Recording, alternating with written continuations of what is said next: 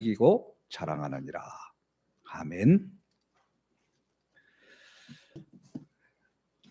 오늘은 8월 15일입니다.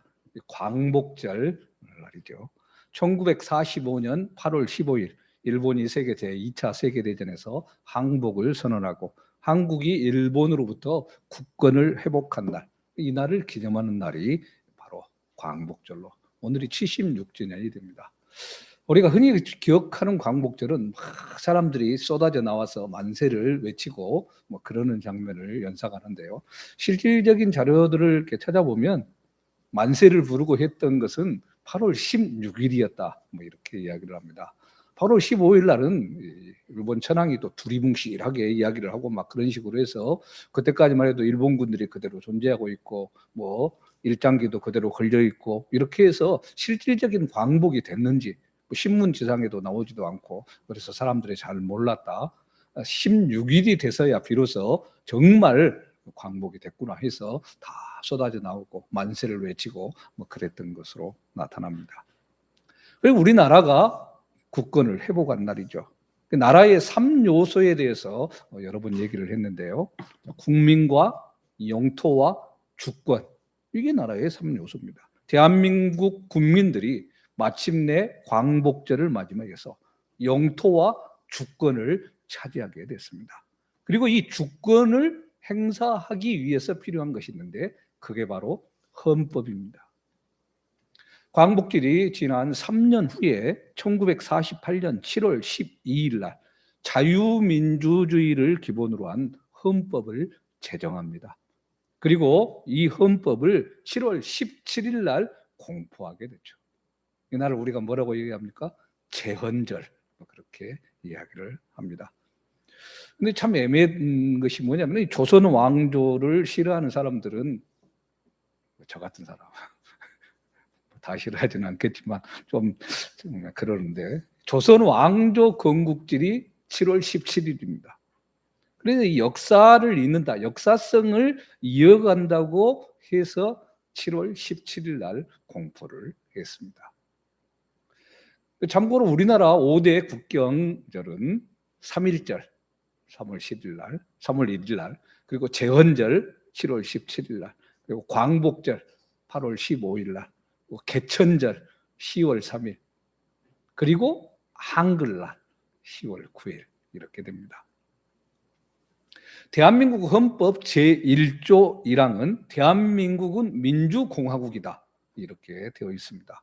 그리고 2항에 대한민국의 주권은 국민에게 있고 모든 권력은 국민으로부터 나온다. 정치인 중에 한 명이 뭐 이렇게 외쳐가지고 또 이슈가 되기도 하고 그랬죠.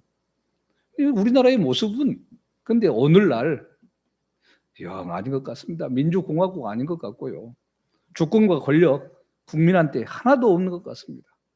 국민한테 다 나온다고 했는데 국민은 다 어디로 사라져버리고 여야 정치인들 자기들 구미에 맞게 이리 주물떡 저리 주물떡 자기의 편리에 따라서 법도 이리저리 바꾸고 하는 그런 모습이 돼서 안타까운 것이죠. 광복의 그 정신 그리고 법을 세운 그 정신을 잊어버리고 살아가는 세대인 것 같습니다. 하나님의 나라 그리고 대한민국 이 두 나라에서 살아가고 있는 우리들 대한민국 헌법도 준수해야 되고 하나님의 법도 따라야 됩니다. 그러면 우리가 대한민국에서는 헌법이 최상위 법이라는 것을 알고 있는데 하나님 나라의 법에서 최고의 법은 어떤 것이겠습니까? 구약에서는 하나님께서 십계명을 모세를 통해서 우리에게 주셨습니다. 신약에서 예수님께서는 이 모든 율법을 정리해서 말씀해 주셨죠. 그게 마태복음 22장 37절에서 40절 말씀입니다. 예수께서 이르시되 내 마음을 다하고 목숨을 다하고 뜻을 다하여 주 너의 하나님을 사랑하라 하셨으니 이것이 크고 첫째 되는 계명이요 둘째도 그와 같으니 내 이웃을 내 자신같이 사랑하라 하셨으니 이 두 계명이 온 율법과 선지자의 강령입니다. 정리를 해주셨습니다. 우리는 이미 지난 시간 여러 부분을 통해서 사람을 외모로 취하지 말아라, 사람을 차별하지 말아라 계속 말씀을 살펴봤습니다. 당시 사회가 계급 사회이다 보니까 서로 간의 신분과 차별을 극복하고 나아가기가 쉽지 않았습니다. 이것을 극복했던 장소가 바로 교회였습니다. 예수님 안에서 모두가 한 형제로 한 자매로 살아나가는 이 평등 의식, 오로지 기독교적인 가치관 속에서만 가능한 일이었기 때문입니다. 하나님은 우리를 차별하지 않고 있는 그대로 죄인이었을 때 우리를 부르셔서 사랑해 주셨습니다. 하나님이 차별하지 않았으니까 우리 또한 차별하지 않는 것 당연한 겁니다. 그래서 부자고 유능하고 권세 있는 사람이 교회에 나왔을 때 반갑게 맞이하는 것과 초라하고 아무것도 가진 것 없고 정말 우습게 보인다 할지라도 그 사람을 반갑게 맞이하는 이것에 차이가 있으면 안 된다. 그리고 차별이 생기는 것은 너희 안에 탐심이 있기 때문이다 말씀했습니다. 뭔가 이익을 취할 것이 있기 때문에 그것을 반갑게 맞이하고 우습게 대하면 문제다 이야기하는 것이죠. 많은 사람들이 가난을 우습게 생각하고 좋지 않다 이야기를 하는데 하나님은 가난을 통해서 참으로 많은 일을 행하셨습니다. 개인적으로도 가난이 신앙에 더 유익이 되는 일이 많았고 공동체적으로도 가난한 사람들을 통해서 신앙이 이어지게 하셨습니다. 선교의 역사를 쭉 보면은 복음을 받는 그 주류가 주로 가난한 사람들로부터 시작이 됩니다. 뭐 경제적으로 가난한 사람도 있고 무엇보다도 마음이 가난한 사람들을 하나님은 더 찾으시는데 연약한 자들, 하층 계급에 있는 자들 이런 사람들이 복음을 받고 또 믿고 다시 전해주는 역할을 감당합니다. 그리고 진짜 복음을 제대로 증거하고 살아가는 사람들 힘들고 어렵고 고난과 핍박 속에서 나아가는 삶을 살아갔습니다. 광복절을 맞이해서 독립운동을 하는 많은 사람들이 그래서 힘들 수밖에 없었고 어려울 수밖에 없었죠. 그 후손들도 얼마나 괴로움을 당하고 있고 그랬던 모습으로 나타납니까? 심지어는 다시 태어나고 그 자리에 있다면 그렇게 하지 않겠다고 말하는 경우도 있었습니다. 자, 이런 부분을 볼 때 부한 사람들, 부자들은 가난한 사람들한테 신세를 지고 있다. 이렇게 알아야 됩니다. 엊그제 우리나라에서 제일 큰 그룹인 삼성그룹의 이재용 부회장이 가석방 됐는데 이 삼성의 돈을 누가 벌어줬습니까? 삼성의 수많은 직원들, 수많은 협력업체의 직원들, 사람들, 가난한 사람들이 벌어줘서 자기들이 부자가 될 수 있는 것 아닙니까? 부자들은 가난한 사람들한테 항상 빚을 지고 있는 것이죠. 그래서 상생해야 되는 겁니다. 많이 가진 사람은 적게 가진 사람들을 도와주고 더 세워야 되고 적게 가진 사람들은 자기가 맡겨진 위치 가운데서 받은 만큼 열심히 일을 해서 또 함께 나아가는 것 이것이죠. 부자들은 가난한 자한테 도움을 받고 있다는 이 사실을 부정하기 시작한다면 문제는 복잡해집니다.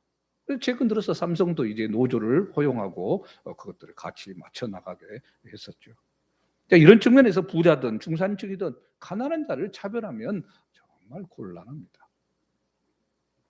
8절 9절 말씀은 이 가난한 자들을 차별하는 게 죄다 얘기했죠. 너희가 만일 성경에 기록된 대로 내 이웃 사랑하기를 내 몸과 같이 하라 하신 최고의 법을 지키면 잘하는 것이거니와 만일 너희가 사람을 차별하여 대하면 죄를 짓는 것이니 율법이 너희를 범법자로 정죄하리라. 자, 8절에 너희가 만일 성경에 기록된 대로, 성경은 구약 성경을 보통 얘기합니다. 구약 성경에 기록되어 있지 않냐? 이렇게 기록되어 있다. 한데 어디냐면 레위기 19장 18절 말씀입니다. 원수를 갚지 말며 동포를 원망하지 말며 내 이웃 사랑하기를 내 자신과 같이 사랑하라. 나는 여호와이니라. 이미 구약에서 하나님은 말씀하셨습니다. 내 이웃 사랑하기를 내 자신과 같이 사랑하라. 그럼 여기서 내 이웃을 내 몸같이 사랑하라. 이 율법이 오늘 말씀에는 뭐라고 얘기합니까? 최고의 법이다 이야기하죠. 그럼 최고의 법이 뭡니까? 영어로는 로얄 로라고 그럽니다. 더 로얄 로. 꿀 중에서 제일 좋은 꿀 로얄 젤이라고 그러죠. 로얄입니다.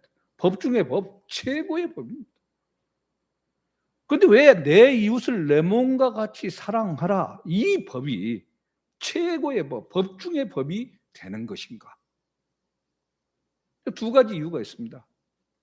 하나는 온 세상을 창조하신 왕 중의 왕이신, 그리고 모든 것에 가장 최상인 주님께서 주신 그 계명이기 때문에 그렇습니다. 한 백성이 약속하는 것과 왕이 약속하는 것은 천지 차이죠. 권세가 다릅니다. 군대에서 일반 병사가 후배 전우한테 이야기하는 것과 국방부 장관이 이야기하는 것과는 천지 차이죠.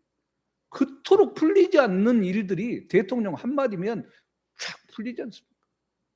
뭐 몇 개월 동안 되지도 않는 일이 며칠에 그냥 해결돼 버려요. 들죠? 더 중요한 다른 이유는 뭐냐? 우리나라 헌법의 기본이 국민에게 있듯이 모든 법을 존재하게 하는 법의 근본 원리가 사랑에 있기 때문입니다. 왜냐하면 하나님은 사랑이시기 때문입니다. 하나님께 있는데 하나님이 사랑이세요. 그래서 세상의 법도 하나님의 법도 기본 원리를 알아야 하나님의 백성으로, 세상 대한민국의 백성으로 제대로 살아갈 수 있는 거죠. 근데 세상 법이든 하나님의 법이든 이 근본 법의 뿌리가 무엇인가를 정확하게 아는 게 중요한데, 그것이 바로 사랑이라는 겁니다. 십계명을 생각해 보십시오. 너는 나 외에 다른 신을 내게 두지 말아라. 제1계명부터 4계명까지 우리가 하나님 앞에 드리는 사랑을 이야기합니다. 사랑입니다. 그리고 내 부모를 공경하라. 5계명부터 내 이웃의 소유를 탐내지 말아라. 10계명까지 이 6개의 계명은 우리가 인간을 사랑하는 겁니다. 10계명을 한마디로 해서 압축을 하면 한 단어가 뭡니까? 사랑. 사랑입니다. 하나님 사랑과 이웃 사랑, 더 줄이면 사랑. 이게 법의 근본입니다. 이 우리나라 하나님의 법의 정신입니다. 제대로 지키지 못해서 그렇지 당연히 세상의 법의 근본이기도 한 것. 이게 사랑입니다. 자, 그러므로 사랑은 법의 근본인데요. 이 사랑의 원리 아래서 모든 법이 존재하고 또 시행되어지고 해석되어져야 되는 거죠. 근데 이 사랑에 한계가 있습니다.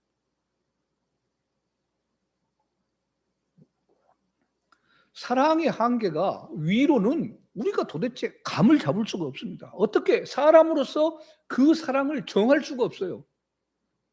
그래서 사랑의 최소한 하한선을 정해 놓는데 그게 바로 세상의 법입니다. 그래서 이웃 사랑 최고의 법이 되는 겁니다. 이 최고의 법을 제대로 지키지 못한다면 범법자, 범죄자가 되는 거죠.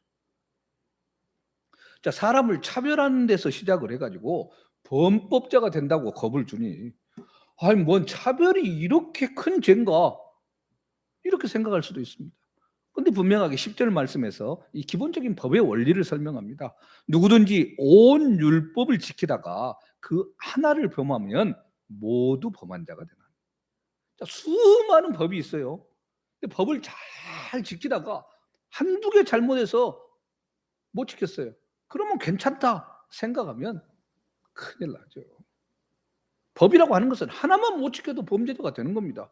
그 예를 11절에 들고 있습니다. 간음하지 말라 하시니까 또한 살인하지 말라 하셨은즉 내가 비록 간음하지 아니하여도 살인하면 율법을 범한 자가 되느니라. 자, 인간을 향한 대표적인 범죄 살인과 간음을 열거를 하면서 예를 드는 것이죠. 예를 이런 식입니다. 도둑질을 딱 했어요. 한 사람이 너 죄인이다.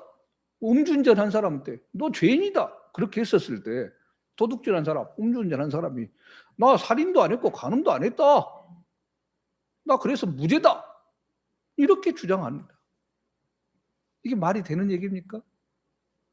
말이 안 되죠. 법이 정말로 다양하지만 그 하나만 잘못해도 범죄자가 되는 겁니다. 다시 말하면 내가 아무리 다른 것을 잘했다 할지라도 사람을 차별한다면 죄가 성립되는 거예요. 세상적인 법에서 차별은 죄가 아니에요. 하나님의 법에서는 죄가 된다. 많은 범죄 중에서 왜 사람 차별하는 것 가지고 이렇게 자꾸 이야기하고 벌써 몇 주 동안 차별 얘기하느냐. 이 차별이 가장 큰 법 중에 법, 최고의 법인 사랑을 정면으로 위배하고 있는 것이기 때문에 그렇습니다. 지금 야고보가 이 말을 하는 것은 율법을 최고라고 생각하는 사람들, 이 계명도 지켰고 저 계명도 지켰으니까 나는 이만하면 죄가 없다, 이렇게 이야기하는 율법주의자들이 잘못됐다는 것을 이야기하는 것이에요. 모든 율법들을 다 지켜도 차별을 하면 율법을 지킨 것이 안 된다 이 말이에요.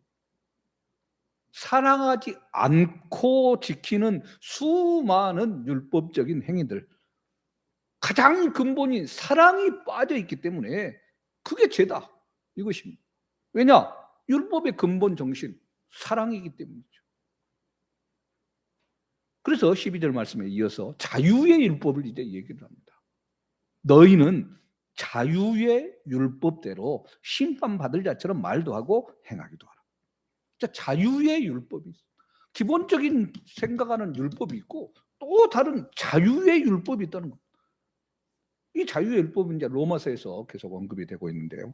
이 법이라는 것은 원래 사람을 구속시키려고 만든 것이 아닙니다. 사람을 자유하게 해주려고 만들어 놓은 거예요. 당장 우리가 교회 앞을 딱 나가면 신호등이 있는데요. 빨간불이 들어오면 나가지 못합니다. 이 신호등, 우리를 자유롭게 하는 것입니까? 속박하는 것입니까? 당장 보기에는 우리를 자유롭게 못하는 것이죠. 왜냐하면 서야 되잖아요. 가고 싶은데 기름값도 아깝고 그냥 빨리 가야 되는데 이거죠. 근데 빨간불이 들어왔을 때 가지 않아야만 우리는 서로 안전하고 자유롭게 갈 수 있죠. 전에 파란불이 돼서 앞으로 딱 나가려는데 저쪽 편에서 빨간불인데 확 지나가요. 이제 뿅 하고 이제 하기는 했습니다만 큰 사고가 나죠. 지키지 않으면. 무슨 말입니까? 법이라고 하는 것은 사람한테 더 많은 자유를 누리게 하기 위한 겁니다. 근데 이 자유의 율법을 누가 가지느냐? 그리스도인만이 가질 수 있는 겁니다. 율법주의자는 절대 자유의 율법을 알지 못합니다. 율법주의자는 율법에만 사로잡혀 있고 율법에만 갇혀 있습니다. 근데 우리는 예수님께서 율법의 요구를 스스로 다 들어주시고 완성해 있어서 그 안에서 우리를 구속해 주셨습니다. 자유롭게 만들어 주셨습니다. 해방시켜 주셨습니다. 광복절에 일제치하에서 풀려나서 만세를 외칠 수 있듯이 우리가 정말 주님 앞에서 기쁨을 누리고 환호를 올릴 수 있겠습니다. 그래서 율법에 대해서 자유롭습니다. 해방됐습니다.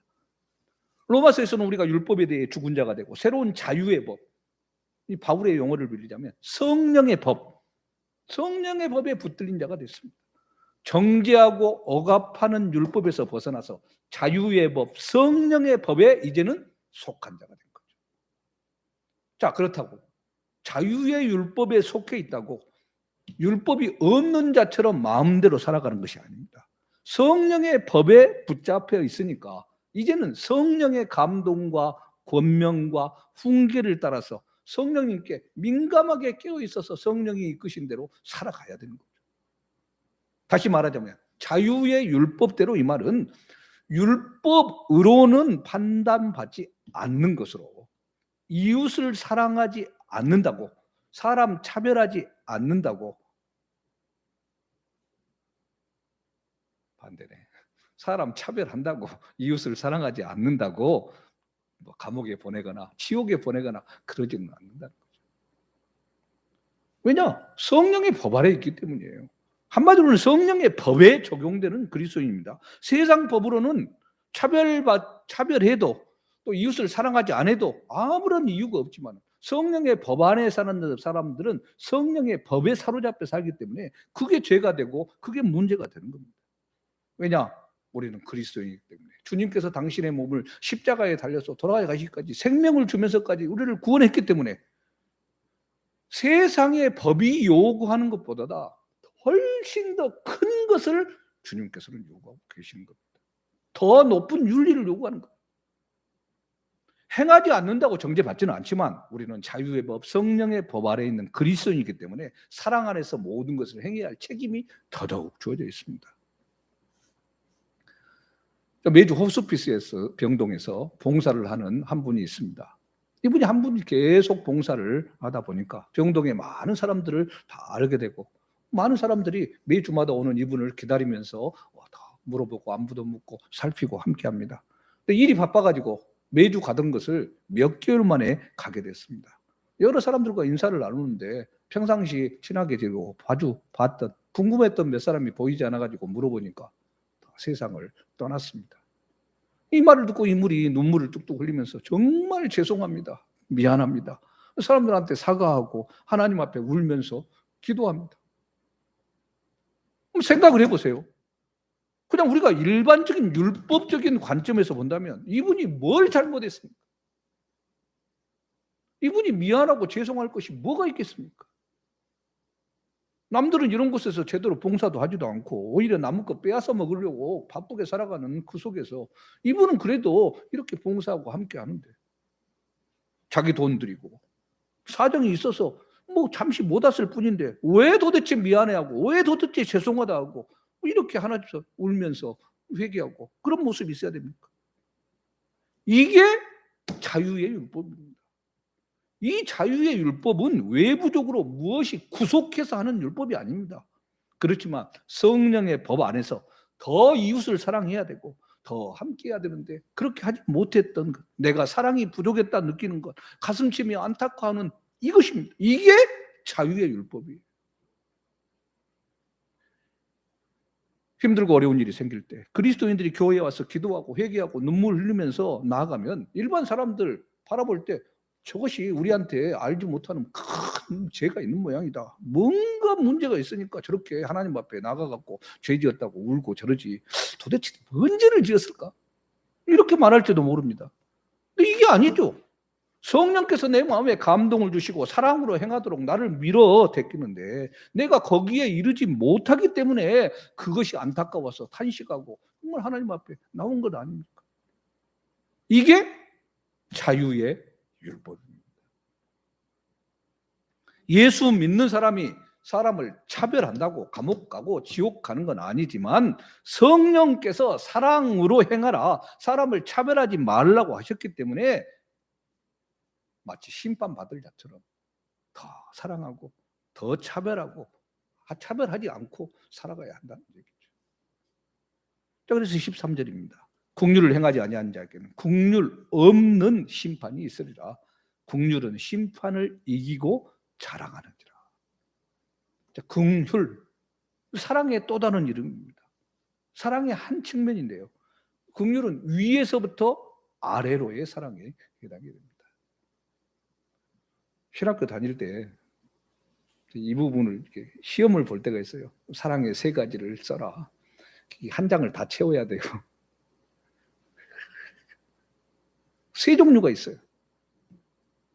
먼저 아래로부터 위로 올라가는 사랑이 있습니다. 요즘 학생들이 개념 있게 뭘 잘하는 사람들, 뭐 이런 사람들을 또 이야기하죠. 어른들은 공경이라는 단어를 쓰고요. 젊은 사람들은 영어로 respect, 존경, 이것을 씁니다. 이 사랑. 또 옆으로 수평적인 사랑이 있습니다. 평등한 사랑, 옆으로의 사랑, 우애라고 번역을 합니다. 영어로는 프렌드십이라고 그러죠. 그리고 긍휼, 자비라고 번역이 되는 위로부터 아래로 오는 사랑이 있습니다. 영어로는 무엇이? 자비 이렇게 번역을 하죠. 이 긍휼, 이것은 연약한 자를 향한 강한 자의 사랑입니다. 많이 가진 자가 적게 가진 자에게, 강한 자가 약한 자에게 주는 사랑입니다. 근데 이 긍휼의 3가지 또 특징이 있어요. 첫 번째는 조건이 없습니다.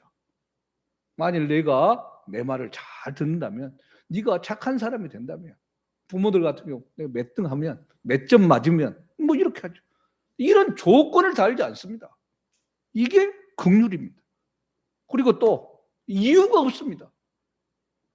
뭐 때문에 그런 이유가 없어요. 네가 잘했기 때문에 너한테 당신이 나한테 뭘 잘해줬기 때문에 이게 아닙니다. 이유도 없고 조건도 없는 것, 이게 긍휼입니다. 그리고 더하여 긍휼은 보답을 바라지 않고 일방적으로 주는 것입니다. 무엇을 주고 받고 하는 게 아닙니다. 그냥 내려주는 겁니다. 잘하고 못하고를 떠나서 주시는 겁니다. 조건도 없고 이유도 없고 보답도 바라지 않는 사랑, 이게 진정한 긍휼입니다. 이 긍휼을 제대로 할 수 있는 분이 누구겠습니까? 우리입니까? 사람으로는 할 수가 없죠. 이게 하나님의 마음입니다. 하나님의 마음, 긍휼로 잘 계십니다. 예수 그리스도께서 우리를 위해 사람이 되어서 우리와 함께 하시고 십자가에 달려 돌아가신 그 사랑, 긍휼. 예수님은 아무리 더럽고 추한 죄인이라 할지라도 그 겉모습이 한센병 환자로 다른 가족들도 피하고 모든 사람들이 다 피하고 돌 던지고 그런다 할지라도, 절대적으로 피하는 신분이라 할지라도 그 마음에 믿음이 있고 진실된 하나님을 사랑하는 그 마음이 있다면 어느 누구든지 예수님은 오라고 하십니다. 세리든 죄인이든 장녀든 가리지 않습니다. 불쌍히 여겨주시고 긍휼을 베풀어 주시면서 함께 하셨습니다. 그래서 예수님의 별명 뭐라고 얘기합니까? 죄인의 친구, 이렇게 말합니다. 또 그들과 함께 식탁의 자리에 자리 잡고 있다고, 먹기를 탐하는 자, 이렇게 이야기합니다. 마태복음 11장 19절에 인자는 와서 먹고 마시며 말하기를, 보라, 먹기를 탐하고 포도주를 즐기는 사람이요 세리와 죄인의 친구로다니. 날마다 뉴스를 여러분이 보면 알겠지만 이 뉴스에서 정말 기쁘고 즐겁게 행복하다, 물론 올림픽 때 금메달 따고 뭐 감동적으로 하니까 그때는 잠시 그랬을지 모르지만 대부분의 뉴스 분통 터집니다. 뭐 오늘도 지금 상당히 많은 숫자가 나오고 뭐 이런 거 볼 때마다 뭐 안 좋잖아요. 답답한 소식들 뿐이잖아요. 정말 이 땅에 한 사람을 진정으로 그리스도의 사랑을 가지고 사랑하는 긍휼의 마음들 하나도 보이지 않습니다. 뭐 영화로도 영국으로도 많이 나왔던 레미제라블, 장발장 이야기를 보면 장발장이 배가 고파가지고 빵 하나를 훔치죠. 그래서 감옥에 가게 됩니다. 탈옥을 하려고 몇 번 시도를 하다가 안 돼요. 그래가지고 형이 늘어나서 19년을 감옥에 있게 됩니다. 그리고 추록을 했어요. 아무도 받아주지 않아요. 재워주지도 않고 갈 곳도 잘 곳도 없는 그런 상황 속에서 거리를 헤매다가 성당에 가죠. 그 신부님이 가지고 장발장을 귀하게 맞이해서 귀한 손님이었다고 금그릇 딱 내고 은촛대 켜서 환대를 하죠. 밤중에 잠을 깬 장발장이 앞으로 살아갈 일이 막막해서 어떻게 할까 했는데 이 금그릇 은촛대가 눈앞에 가물가물해요.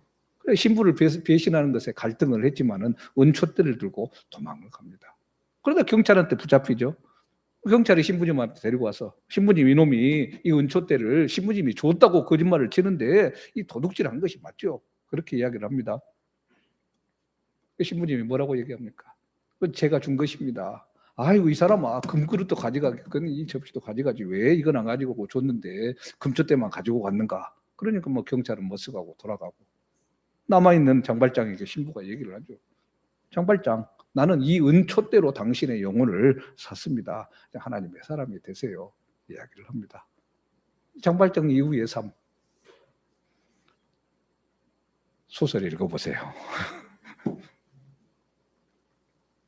이 악한 사람이 변화되는 역사, 긍휼에 있습니다. 차별하지 않는 것에 있습니다. 좀 말씀을 정리를 해보세요.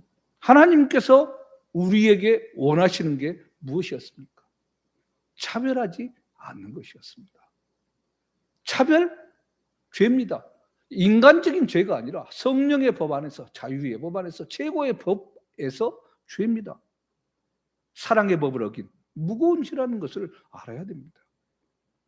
그리고 우리는 자유의 율법 속에 살아가지만 성경은 항상 우리에게 더 높은 사랑을 요구하고 있습니다. 그 더 높은 사랑이 긍휼입니다. 우리는 하나님의 긍휼을 이미 받은 자입니다. 그래서 지금 이 자리에 있을 수 있고 온라인이든 현장이든 각자가 있는 곳에서 이 하나님의 말씀을 들을 수 있는 겁니다. 그렇기 때문에 이 거저받은 이 긍휼, 이 하나님의 사랑, 하나님의 마음을 실천하는 자로 다른 사람을 차별하지 않고 사랑하면서 살아가야 하는 겁니다. 우리 주님께서 우리에게 원하는 것은 나 혼자 법을 잘 지키고 살아가는 것. 남들은 다 죄인들이구만. 이렇게 따지고 살아가는 그 삶이 아닙니다. 이런 삶은 어린이 같은 정말 유치한 삶입니다. 주님께서는 우리가 죄인을 불쌍히 여기고 긍휼을 베푸는 삶이 참된 그리스도의 삶이다 말씀하고 계십니다. 이 긍휼의 마음, 하나님의 마음으로 살아갈 때 진정한 행복이 우리에게 있는 겁니다. 진정한 자유가 우리에게 있는 겁니다. 광복이 됐는데도 불구하고 여전히 광복되지 않았다고 생각하고 그렇게 살아가는 사람, 불쌍한 사람. 가끔 그런 사람들이 최근에는 나오지 않습니다만 나왔습니다. 해방된지도 모르고 굴 속에 숨어 지내다가 몇십 년이 지나서야 해방됐었어. 이렇게 나온 사람들이 등장하죠. 복잡하고 어지러운 이 코로나19의 상황 가운데서 우리가 더 돈을 못 벌 수도 있습니다. 더 출세하지 못할 수도 있습니다. 갈수록 더 힘들 수도 있습니다. 그러나 어찌 됐든 간에 우리가 정말 알아야 할 사실은 이 긍휼을 구해야 되고 긍휼을 행하면서 살아가야 한다는 사실. 긍휼의 사람이 되어야 하는 겁니다. 8.15 광복절 일제 치하에서 벗어나서 정말 새롭게 나라가 자유를 얻어서 강격하며 만세를 외치고 억압에서 해방된 그 기쁨 속에서 환호를 맺히고 나갔던 것처럼 우리도 이 최고의 법, 성령의 법, 자유의 법, 사랑의 법, 주님의 긍휼의 그 마음속에 사로잡혀서 참 긍휼을 베푸는 자로, 참 긍휼을 실천하는 자로 살아나가야 됩니다. 그럴 때 정말 참된 기쁨과 감사와 기쁨이 우리 가운데 넘쳐나며 정말 만세를 외칠 수 있는 그 자리로 들어갈 수 있는 것입니다. 이러한 참된 최고의 법 안에서 살아가는 우리의 삶이 되기를 주님의 이름으로 축원합니다. 아멘. 살아계신 하나님, 하나님의 특별한 사랑과 은혜를 받은 우리들, 하나님의 긍휼의 마음을 우리 가슴 깊이 담고 우리 또한 긍휼을 베푸는 자로 세상 가운데 살아갈 수 있도록 인도하여 주시옵소서. 세상의 율법과 헌법과 그런 것에 얽매는 삶이 아닌 그보다 더 최고의 법인 사랑의 법, 성령의 법, 주님의 마음을 가슴에 담고 살아가는 우리의 삶 되게 하시고 평생의 삶 동안 이 사랑을 실천하며 설 수 있도록 인도하여 주시옵소서. 주께서 베푸시는 놀라운 사랑 가운데 거하는 복된 나날 되기를 소망하고 감사드리며